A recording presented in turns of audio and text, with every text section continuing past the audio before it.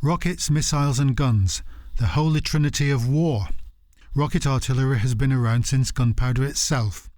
What started as an inaccurate and erratic weapon has evolved into a super-accurate, high-tech system, invaluable on the battlefields of Ukraine. From a mass sledgehammer to a precise dagger. Join me, Jan Darasz, for How We Got Here. Missiles have terrified soldiers for centuries, coming out of nowhere at high speed and wreaking havoc from which no armour could protect. These devilish inventions, which started as an engineering novelty, are now responsible for a greater and greater share of battlefield casualties. Rockets as weapons emerged in China and quickly spread around Eurasia with the Mongol conquests of the 13th century. For centuries, these served as niche, specialised weapons inflicting more damage against morale than against the flesh. Nevertheless, a handful of enthusiasts and engineers worked to improve the technology and bring it closer to what we have today.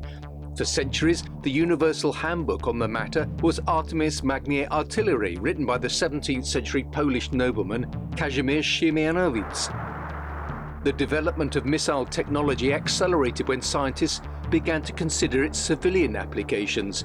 Russian engineer Konstantin Tsiolkovsky wrote the first treatise on the possible use of rockets for interplanetary travel, in a way sparking the space race. The real breakthrough came during World War II with three important technologies used to this day: the Katyusha multiple rocket launch system, able to cover a small area with large amounts of artillery fire in a short time, the V-2 ballistic missile capable of hitting targets hundreds of kilometers away, and the Henschel HS-293 guided anti-ship missile, able to strike moving targets with precision. All these systems have equivalents on the modern battlefield, and we can see them in use in Ukraine. The Soviet-era Grad and Uragan MLRS, as well as the American HIMARS, are used to rain fire on enemy positions every day. American ATACMS and Russian Iskanders are used to strike high-value targets deep behind front lines. Guided missiles such as the Javelin or Kornet are used to stop enemy tanks and armoured vehicles, contributing to the static nature of the war. The war in Ukraine isn't the final evolution of the combat use of missiles. We can see a whole new generation being prepared by China and the US for their potential conflict. These include missiles that can take down satellites, ballistic missiles able to strike moving ships from thousands of kilometers away, and hypersonic missiles traveling at many times the speed of sound, making them practically impossible to intercept. All these missiles, while impressive and highly destructive, have one major downside: cost. They require expensive components such as inertial guidance system and electro-optical lenses, with the components being one-time use. It is also difficult to ramp up production of such advanced weapons, meaning pre-war stockpiles become very important, and any prolonged conflict leads to drastic ammunition shortages. Nevertheless, advanced missiles seem to be here to stay, playing a key role in modern conflict and granting a clear advantage to the side with a fatter wallet.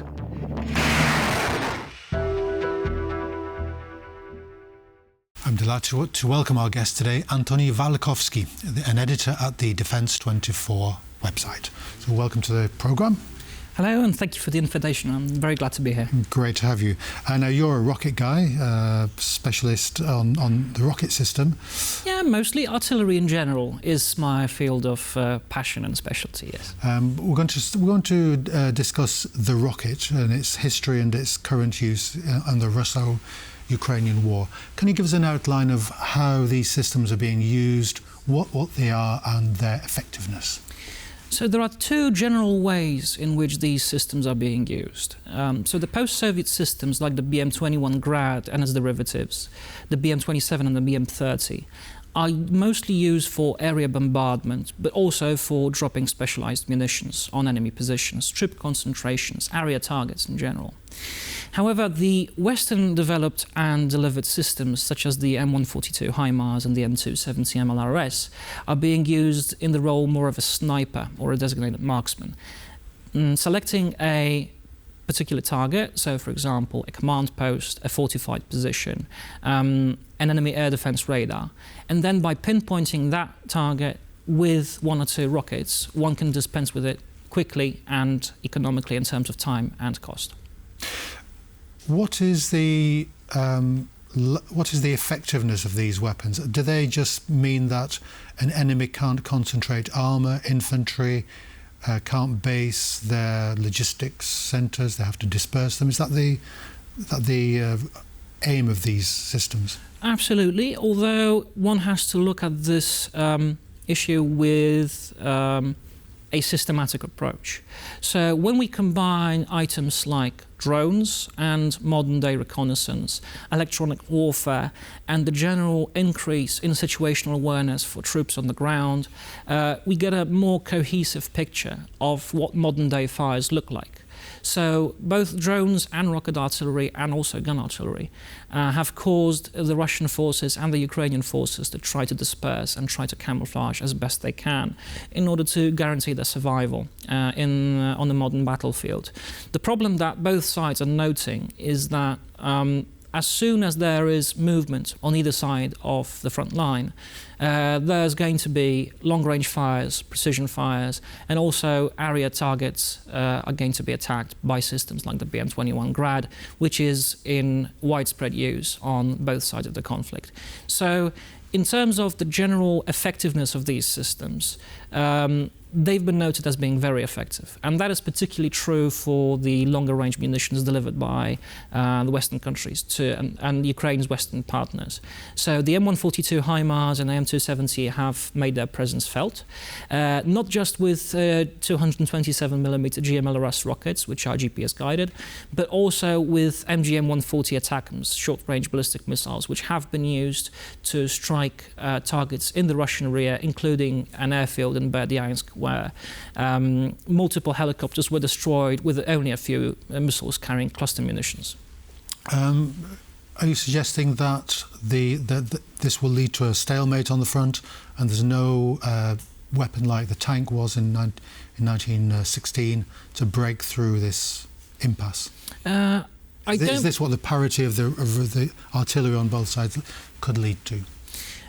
I don't believe there's going to be a major breakthrough in terms of rocket artillery. Both sides use it in a similar fashion, of course using slightly different hardware, but generally speaking, I don't think it's going to be the artillery that's going to be the deciding factor.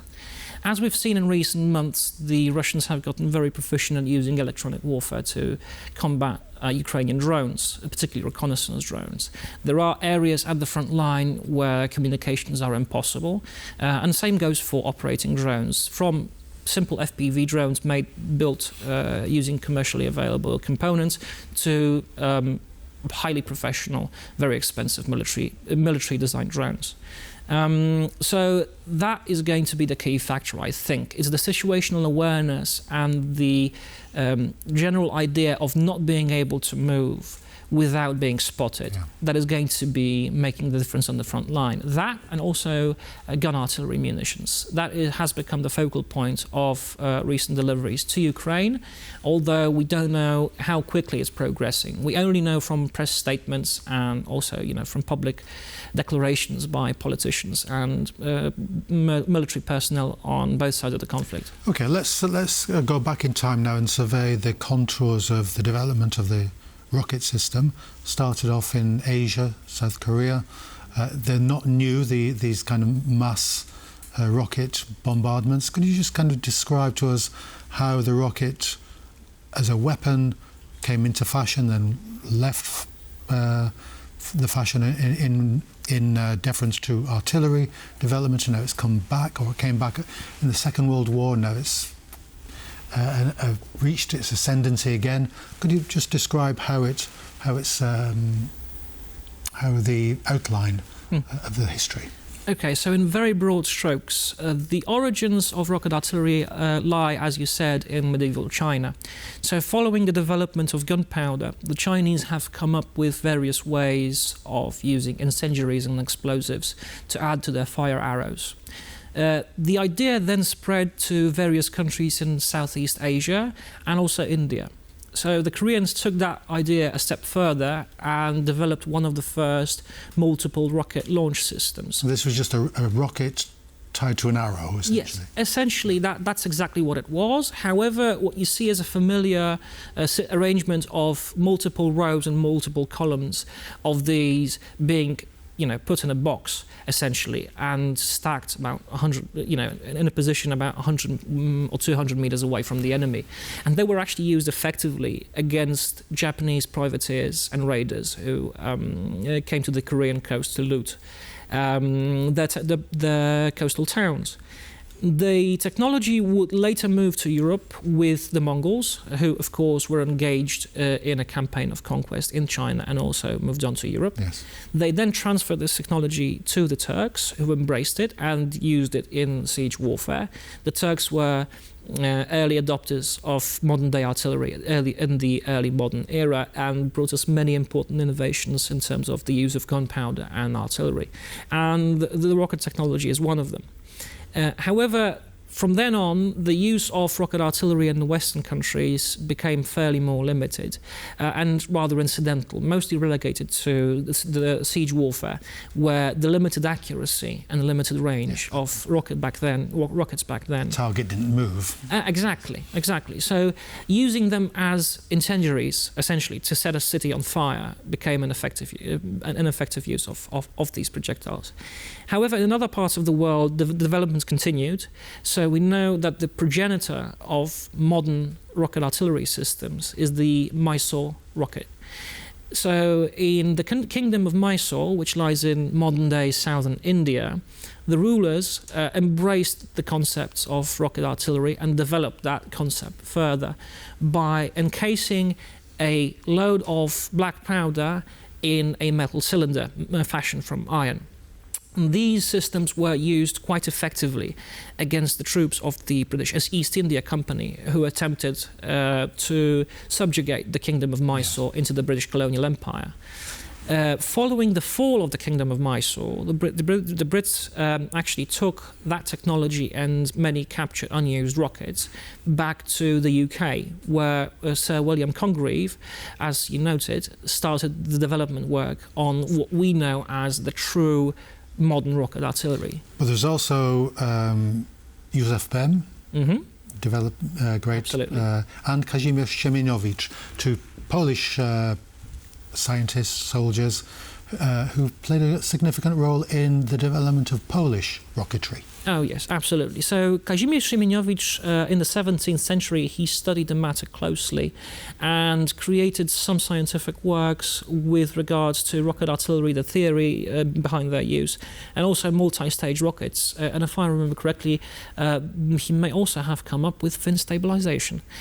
As for Józef Bem, the Polish national hero and an artillery general, his principal role was introducing the Congreve rocket, developed in the UK and then distributed around the European continent, into the Polish military. So during the 1830-1831 November uprising, the Polish-Russian War, Polish troops under the leadership of Bem actually used rocket artillery in its original, quite primitive form to good effect against a Russian cavalry charge during the Battle of Olszynka-Grochowska, which, please don't quote me on that, but I believe this may have been the very first use of modern-style rocket artillery on a battlefield in Poland. So this marks the beginning of not just the rocket forces within the Polish military, but also of modern artillery. And this was a psychological weapon, or did it have an accurate rate of fire, accurate effectiveness? So the general explosive effect of such rockets wasn't great. However, we know from eyewitness reports from the Kingdom of Mysore, from the British East India Company, that a Mysorean rocket could kill a few men in one go and maim a few others. Its primary effect was psychological. Because of its short range of about 1 kilometer or 2 and its limited payload capacity, its effect was mostly demoralizing on the troops, and also it startled the horses very well, which explains why it was so effective during the Battle of Olszynka-Grochowska. The general use of these rockets was supplementary. It wasn't the defining feature of 19th century combat. It was only a supplementary role when compared to cannon artillery, which would then go on to become the supreme source of artillery fire throughout the late 19th century. So what was it that made gun artillery or cannon artillery the artillery of the day, as it were? Why did the rocket fall out of favour? So the principal reason for this is the development of smokeless powder in France in the 1880s, as well as German and French developments of hydraulic recoil mechanisms for guns. Breech-loading weapons became the de facto standard in artillery. Following the adoption of recoil mechanisms, this allowed an artillery battery to stand completely still while maintaining a high rate of fire. So a single piece ammunition with a brass case and filled with sticks of smokeless powder became the absolute gold standard by which all the other nations adhered. The first truly modern artillery piece to be filled was the French 75mm field gun model of 1897, and it entered widespread service in around the globe, including also in Poland, where it found use up until the beginning of the Second World War. From then on, rocket artillery development died down. With the development of the modern-day mortar, with the Stokes, the modern-day howitzer, field gun, and so on, there simply was no need for a weapon like this. However, it was in the 1920s when Soviet and German designers and engineers came up with rocket artillery as a way of delivering massive firepower over a very short period of time at long range. And that, for them, became an element of the mobile warfare doctrine. Of course, these roles would change over time, and the numbers of these systems in service would change drastically throughout the Second World War. But generally speaking, the Second World War is when rocket artillery came of age. And we've seen from the propaganda films, certainly from the Soviet propaganda, these Katyusha batteries, hundreds of rounds being fired for kind of propaganda purposes. It was a psychological weapon to show off these massive state firepower. Oh yes, absolutely, although not at first. So I believe the BM-13 system, more commonly known as the Katyusha, was first tested in 1939. That became the effectiveness of this system was so great that Stalin himself was actually concerned about maintaining the secrecy over this system in order to make absolutely sure it doesn't fall into enemy hands and nobody finds out about it. So eventually the BM-13 made its way into service, but at first it was only used under NKVD supervision. The system actually entered combat for the first time in mid-1941 following Operation Barbarossa, the German invasion of the Soviet Union, which is when it turned out that it was actually a very effective system. Yeah. So over time it would enter much more widespread service. However, the Germans didn't stay behind for long, because over time they would introduce their own system, the 15-centimeter Nebelwerfer 41. Nebelwerfer meaning smoke launcher, quite literally. This was first used by troops that were initially designated to lay smoke screens and fire incendiaries at enemy positions. Over time, this migrated over to firing high explosive rockets at enemy positions. So we are seeing the formation of two distinct approaches when it comes to rocket artillery. The smaller towed system in Germany, and then the self-propelled truck-mounted system with the Soviets. The general idea was very much the same. So we're talking about systems that were capable of reaching out to 7 kilometers, were fitted with various kinds of warheads, but principally high explosive ones, and would be used to fire off a salvo and then be packed up and mounted and would go off in order to avoid counter-battery fire. Yeah. Of course, back in those days, those rockets created a tremendous amount of smoke and noise and flash, which gave their position away quite quickly, which made them also very vulnerable to enemy counter-battery fire, which is designed to suppress or destroy enemy artillery systems. So over time, both these nations would learn shoot-and-scoot tactics, yes, as they are known in modern-day parlance. And they're repeated in Ukraine on both sides today. Antonio Walkowski, unfortunately, we have to draw our discussion to a conclusion, but thanks very much for coming onto the programme. Great discussion. Thank you very much for the invitation. I was glad to be here. Great. That's all we have time for today. Join us next time on How We Got Here.